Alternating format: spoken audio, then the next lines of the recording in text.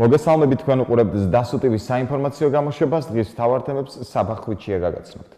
სკოლებსა და ბაღებში სწავლა 21 იანვრამდე გადაიდო. განათლების მეცნიერებისა და სპორტის სამინისტროს სასწავლო დაწესებულებებს რეკომენდაციით მიმართავს, რომ არ დადეგების პერიოდი დამატებით გამოიყენონ სკოლის შენობებში სადეზინფექციო სამუშაოების ჩასატარებლად სასწავლო პროცესის აღდგენის შემდგომ სისტემატიურად დაალაგდეს სველი წესის საკლასო ოთახები და დერეფნები შესაბამისი ხსნარებით გაიწმინდოს მერხები და სკამები, სასკოლო ინვენტარი, ასევე უზრუნველყოს სკოლის ექიმების სრულფასოვანი ჩართულობა პრევენციული ღონისძიებების განხორციელებისას და დაიცვან ყველა ის რეკომენდაცია, რაც დაავადების თავიდან ასაცილებლად ღონისძიებებს უკავშირდება და რომელსაც ჯანდაცვის საერთაშორისო ორგანიზაციისა და საქართველოს დაავადებათა კონტროლის ეროვნული ცენტრი გასცემს. საგარეო საქმეთა მინისტრის მოადგილე ლაშა დარსალია სამუშაო ვიზიტით ვაშინგტონს ეწვია. მინისტრის მოადგილემ შეხვედრები გამართა ამერიკის შეერთებული შტატების სახელმწიფო დეპარტამენტის წარმომადგენლებთან. შეხვედრებზე განხილულ იქნა შტატებთან სტრატეგიული თანამშრომლობის საკითხები, განსაკუთრებული ყურადღება დაეთმო რუსეთ-საქართველოს კონფლიქტს და საქართველოს ოკუპირებულ ტერიტორიებზე უსაფრთხოებისა და ადამიანის უფლებათა კუთხით არსებულ მძიმე ვითარებას. ვიზიტის ფარგლებში ასევე დაგეგმილია შეხვედრები თავდაცვის დეპარტამენტის, კონგრესისა და თეთრი სახლის წარმომადგენლებთან. ვაშინგტონის ვიზიტის შემდეგ მინისტრის მოადგილე გაემგზავრება ნიუ-იორკში, სადაც შეხვედრებს გამართავს გაეროს გენერალური მდივნის მოადგილესთან და გაეროს სხვა წარმომადგენლებთან. Კონდა სამუშაო შეხვედრები სახელმწიფო დეპარტამენტში სხვადასხვა მიმართულების წარმომადგენლებთან მოგეხსენება წლის დასაწყისია და გავიარეთ მნიშვნელოვანი საკითხები. ამერიკის შეერთებული შტატები არის საქართველოს ტერიტორიული მთლიანობის და სუვერენიტეტის ყველაზე მთავარი მხარდაჭერი, ჩვენი ყველაზე მთავარი მოკავშირე. ვისაუბრეთ სხვადასხვა საკითხებზე, მათ შორის საქართველოს-რუსეთის კონფლიქტის, ოკუპირებულ ტერიტორიებზე არსებული მდგომარეობის თვალსაზრისით, ზოგადად საქართველოს ამერიკის შეერთებული შტატების ურთიერთობებში არსებულ სხვადასხვა მიმართულებებზე და დავსახეთ მომავალი წლის გეგმები სხვადასხვა მიმართულებით. სოფლიო ბანკის განახლებული ანგარიშის თანახმად, რომელიც 8 იანვარს გამოქვეყნდა, 2019 წელს საქართველოს ეკონომიკა 5%-მდე გაიზრდება. ამის შესახებ ინფორმაციას ეკონომიკისა და მდგრადი განვითარების სამინისტრო ავრცელებს. სოფლიო ბანკი წელიწადში ორჯერ იანვარსა და ივნისში ანახლებს გლობალური ეკონომიკური ზრდის პერსპექტივების ანგარიშს და ქვეყნების ეკონომიკური ზრდის პროგნოზებს. სოფლიო ბანკის მსგავსად საერთაშორისო სავალუტო ფონდმა და აზიის განვითარების ბანკმაც გაზარდეს საქართველოს ეკონომიკური ზრდის პროგნოზი. სოფლიო ბანკის შეფასებით აღმოსავლეთ და ცენტრალური ევროპისა და ცენტრალური აზიის ქვეყნებს შორის საქართველოს ექნება ერთ-ერთი ყველაზე მაღალი ეკონომიკური ზრდა შემდგომ წლებში. სოფლიო ბანკი ყურადღებას ამახვილებს ბოლო პერიოდში საქართველოში განხორციელებულ წარმატებულ რეფორმებზე, მთავრობის ეფექტიანობის, კორუფციის კონტროლის და კანონის უზენაესობის მიმართულებით ნათქვამია ინფორმაციაში. ჭავჭავაძის გამზირზე მომხდარი ავტოსაგზაოს შემთხვევის შედეგად დაშავებულებიდან კლინიკებში 9 პაციენტი რჩება. საქართველოს ოკუპირებული ტერიტორიებიდან დევნილთა შრომის ჯანმრთელობისა და სოციალური დაცვის მინისტრის პირველი მოადგილე ზაზა ბოხუა, საგანგებო სიტუაციების კოორდინაციისა და გადაუდებელი დახმარების ცენტრის დირექტორ ავთანდილ თალაკვაძესთან და თბილისის მერის მოადგილე სოფიო ხუნწარიასთან ერთად რეგიონულ ჰოსპიტალში მოთავსებული პაციენტების ჯანმრთელობის მდგომარეობას პირადად გაიცნო. ავტოსაგზაოს შემთხვევა თბილისში ჭავჭავაძის გამზირზე 9 იანვარს მოხდა. ინციდენტის შედეგად 12 პირი დაშავდა, ერთი კი გარდაიცვალა. პირველ რიგში უცხადებ სამძიმარს ჩვენ თანამოქალაქეს, რომლის გარდაიცვალა. დაზიანება ჰქონდა მიღებული 12 ჩვენს მოქალაქეს, 12 პაციენტი იყო, გადანაწილებული ყავდა 5 სამედიცინო დაწესებულებაში. ღუდუშაურის კლინიკაში ეხლაც იმყოფებიან, დაკვირვების ქვეშ პრობლემა არ აქვს, უბრალოდ სათანადო გამოკვლევები გაკეთდა და ხდება უბრალოდ დაკვირვება 3 პაციენტი. ქირურგიის ეროვნულ ცენტრიდან უკვე 2 პაციენტი გაწერილია, სადაც სათანადო გამოკვლევების შემდეგ არანაირი პრობლემა არ იყო და ამიტომ ისინი უკვე გაეწერენ. ამ დაწესებულებაში იმყოფებოდა 4 პაციენტი, ერთი უკვე გაწერილია.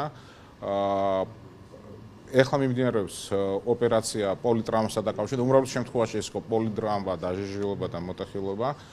ეხლა მიმდინარეობს აქ ერთ-ერთ პაციენტზე ოპერაცია. მეორე პაციენტთან უკვე ჩატარდა სათანადო ღონისძიება და იმყოფება უკვე დაკვირვების ქვეშ და ერთ-ერთი პაციენტის, რომელსაც უკვე დაედო თაბაშირი, იმყოფება ისის დაკვირვების ქვეშ. ეს რაც შეეხება ამ დაწესებულებებს. ანუ ამ დაწესებულებებში ეხლა ამ წუთას გვყავს 3 პაციენტი. რაც შეეხება 2 პაციენტი ყავს პატარკაცშვილის კლინიკაში. ერთ შემთხვევაში უკვე ოპერაცია იქ გაკეთდა, მეორე შემთხვევაში მზადდება საოპერაციოდ და მოხდება მისი გაყვანა საოპერაციოში და ერთი პაციენტი ყავს ბლეკფელში. ბლექველის კლინიკაში, იქ უკვე გაკეთდა ოპერაცია, იმყოფება რეანიმაციაში. პაციენტები, რომლებსაც გაუკეთდა ოპერაცია, ამ შემთხვევაში აქ მიმდინარეობს არიან სტაბილურად მძიმე, დანარჩენ შემთხვევაში დღესდღეობით ამ წუთისთვის გვაქვს 9 პაციენტი არის გადანაწილებული, აქედან 3 არის საშუალო სიმძიმის, დანარჩენები იმყოფებიან დაკვირვების ქვეშ. მინდა მწუხარება გამოთქვა მომხდართან დაკავშირებით და მინდა თანავუგზნო გარდაცვლილის ოჯახს, ჩვენ ვიმყოფებით ამ წუთებში კლინიკაში და მოვინახულეთ დაზარალებულები, მათ შორის ერთ-ერთი არის საოპერაციოში, ამ წუთებში უტარდება ოპერაცია. ქალაქ თბილისის მერია მზად არის საჭირო შემთხვევაში დააფინანსოს მკურნალობის ხარჯები და ამ წუთებში მიმდინარეობს მოკვლევა და ცოტა მოგვიანებით გვეცოდინება მომხდართან დაკავშირებით დეტალები. იუსტიციის უმაღლესი საბჭოს მოსამართლე წევრი სერგო მეთოფიშვილი უსაფუძვლოს უწოდებს არასამთავრობო სექტორის განცხადებას, რომლის თანახმადაც ისინი პარლამენტისგან მოსამართლე და შერჩევის წესზე მუშაობის დაუყოვნებლივ დაწყებას ითხოვენ. როგორც ინტერპრეს-ნიუს სერგო მეთოფიშვილმა განუცხადა, ვენეციის კომისიის რეკომენდაცია, რომ უზენაესი სასამართლოს მოსამართლეები არჩეულნი უნდა იყვნენ სწორედ იუსტიციის უმაღლესი საბჭოს მიერ, ხოლო მესამე სექტორის მოთხოვნა ვენეციის კომისიის რეკომენდაციას ეწინააღმდეგება. რაც შეეხება ცალკეული პოლიტიკოსებისა და ასევე მესამე სექტორის მოთხოვნას, რომ საბჭოს მიერ პარლამენტისადმი წარდგენილი უზენაესი სასამართლოს მოსამართლეთა სია უკან უნდა გაიწვიონ, სერგო მეთოფიშვილი აცხადებს, რომ მოსამართლეთა სია იუსტიციის უმაღლესო საბჭომ კანონის სრული დაცვის წარადგინა და პარლამენტი ვალდებულია, რომ მასზე იმსჯელოს. მისივე თქმით, განახლებული კონსტიტუციის ძალაში შესვლამდე უზენაეს სასამართლოში მის მოსამართლეთა კანდიდატებს პრეზიდენტი გიორგი მარგველაშვილი ყოველგვარი კონსულტაციების გარეშე წარუდგენდა საზოგადოებას და პარლამენტს. მისივე თქმით, საინტერესო არატომ არ ჰქონდათ ამაზე არასამთავრობოებს იგივე პროტესტი, როგორც დღეს აქვთ. როგორც ცნობილია, არასამთავრობო სექტორი პარლამენტისგან მოსამართლეთა შერჩევის წესზე მუშაობის დაუყოვნებლივ დაწყებას ითხოვს. პარლამენტის ვიცე-სპიკერი გია ვოლსკი ირწმუნება, რომ უზენაესი სასამართლოს მოსამართლეების დამტკიცებასთან დაკავშირებით სწრაფი და დაუფიქრებელი ნაბიჯების გადადგმას არავინ აპირებს.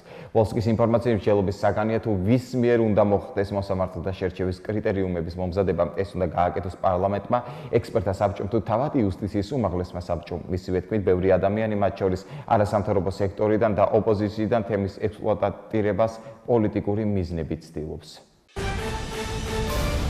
თუ საქართველოს ეკლესია უკრაინის ეკლესიის ავტოკეფალიას ცნობს, რუსეთის საპატრიარქო აფხაზეთის ეკლესიის დამოუკიდებლობას ავტომატურად აღიარებს. ამის შესახებ დემოკრატიული მოძრაობის ლიდერმა ნინო ბურჯანაძემ ბრიფინგზე განაცხადა. ბურჯანაძის თქმით, დღეს საქართველოს საპატრიარქო აღნიშნულ საკითხს საკმაოდ ფრთხილად ეკიდება, თუმცა პოლიტიკოსები და ექსპერტები ვერ ითვალისწინებენ იმას, რომ საქართველოს საპატრიარქოს მხრიდან უკრაინის ეკლესიის ავტოკეფალიის აღიარება ქვეყნის გაერთიანების პერსპექტივებისთვის შესაძლოა დამღუპელი იყოს. საქართველოს გენერალურმა პროკურატურამ ინფორმაციით BBC ბანკთან დაკავშირებით გამოძიება დაიწყო. პროკურატურის ინფორმაციით გამოძიება უკანონო შემოსავლის ლეგალიზაციის ფაქტზე მიმდინარეობს. 2008 წლის აპრილ-მაისში კომპანიებმა შეპეს სამგორმა M-მა და სამგორი ტრეიდმა TBC ბანკისგან საბრუნავი სახსრების შევსების მიზნობრიობით აიღეს სესხი დაახლოებით 17 მილიონი ამერიკული დოლარი, რაც იმავე დღეს სესხის სახით გაცემული იქნა ფიზიკურ პირებზე ბადრი ჯაფარიძესა და მამუკა ხაზარაძეზე. როგორც პროკურატურაში განმარტავენ, მთელ ამ პერიოდში საგულისხმოა ის ფაქტი, რომ არც სამგორი M-სა და არც სამგორი ტრეიდის მიერ სესხის სახით აღებული თანხის გაღება არ მომხდარა, ხოლო მოგვიანებით მათი ჩანაცვლება მოხდა ოფშორში რეგისტრირებული კომპანიით და დღემდე ეს თანხა ანაზღაურებული არ არის TBC ბანკისთვის. საქართველოს ფინანსური მონიტორინგის სამსახურმა 2018 წლის მაისში დაიწყო TBC ბანკის მისი კლიენტი იურიდიული პირების, ასევე აქციონერებისა და ადმინისტრატორების ფინანსური აქტივობების შესწავლისას გამოიკვეთა, რომ კონკრეტული აქტივობები შეიცავდა ფულის გათეთრების ნიშნებს აღნიშნულზე რეაგირების მიზნით. მასალები გადაგზავნილია როგორც ეროვნულ ბანკში, ასევე გამოგზავნილ იქნა საქართველოს პროკურატურაში. ამის საფუძველზე 2018 წლის 2 აგვისტოს საქართველოს გენერალური პროკურატურის საგამოძიებო ნაწილში დაიწყო გამოძიება უკანონო შემოსავლის ლეგალიზაციის ფაქტზე, აცხადებენ პროკურატურაში. TBC ბანკის დოკუმენტაციის პროკურატურის მიერ შესწავლის ფაქტს ექსპერტი გია ხუხაშვილის სოციალურ ქსელ Facebook-ის პირად გვერდზე ეხმაურება. ხუხაშვილის შეფასებით, TBC ბანკზე ინფორმაციის გაჟონმა უპასუხისმგებლობით ძალიან აშკარა ნიმუშია. ვინც ამას აკეთებს, ან არ ესმის რას ეთამაშება, ან მიზანმიმართულად უქმნის საფრთხეს ფინანსური სისტემის სტაბილურობას. შინაარსობრივად აქ რომც იყოს რაიმე პრობლემა, ეს არ ეხება ბანკს და უფრო პერსონალურ ხასიათს ატარებს, წერს ხუხაშვილი. ექიმის ჯანმრთელობის განზრახ მსუბუქად დაზიანების ბრალდებით დაკავებულ მსახიობს რეზი ნასიძეს აღკვეთის ღონისძიების სახით 5,000 ლარიანი გირაო შეეფარდა.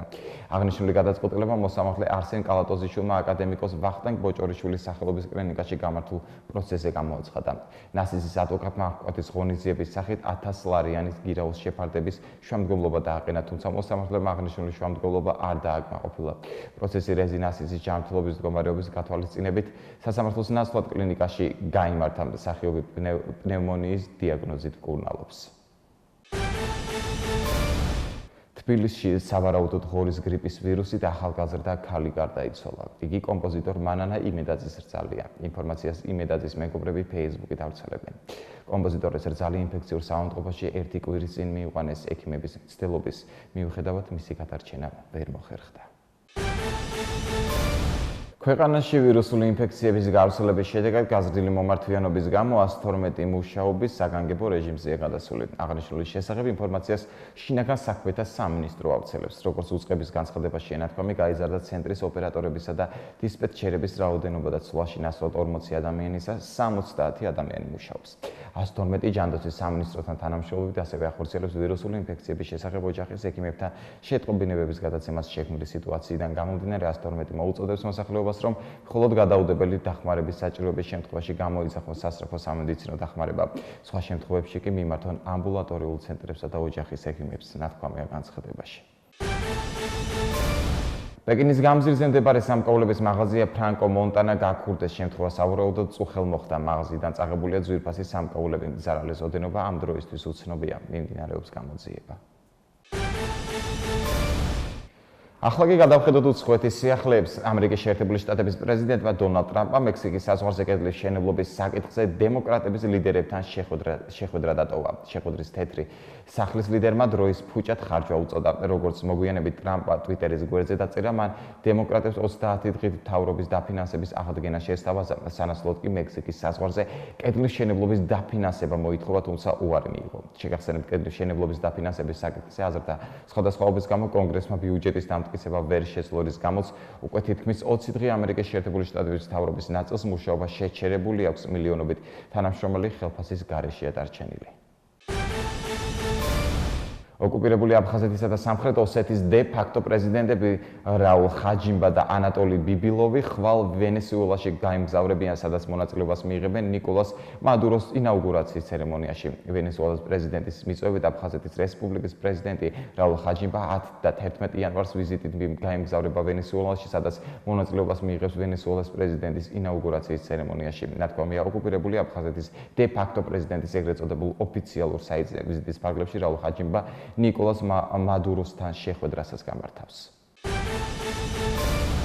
დიდი ბრიტანეთის პრემიერ-მინისტრი ტერეზა მეის განცხადებით, ბრიტანეთი ევროკავშირის 29 მარტს დატოვებს. ამის შესახებ ინფორმაციას როუტერსი ავრცელებს. მისივე თქმით, მთავრობა ევროკავშირთან მოლაპარაკებების პროცესში პარლამენტისთვის მეტი უფლებამოსილების გადაცემას ცდილობს, მათ შორის გარდამავალ ეტაპზე. ოფიციალურ ლონდონსა და ბრიუსელს შორის ბრექსიტის პირობებში შესახებ ოფიციალური მოლაპარაკებები 2017 წლის 19 ივნისს დაიწყო. დიდი ბრიტანეთის პრემიერ-მინისტრმა ტერეზა მეიმ ქვეყნის ევროკავშირიდან გასვლის პროცედურის შესახებ დოკუმენტს ხელი 2018 წლის 29 მარტს მოაწერა. სულ ეს იყო ჩემს ხელთ არსებული ინფორმაცია. ახლა კი ეთერში ამინდის პროგნოზის დროა, მე კი დროებით გემშვიდობებით. ნახვამდის.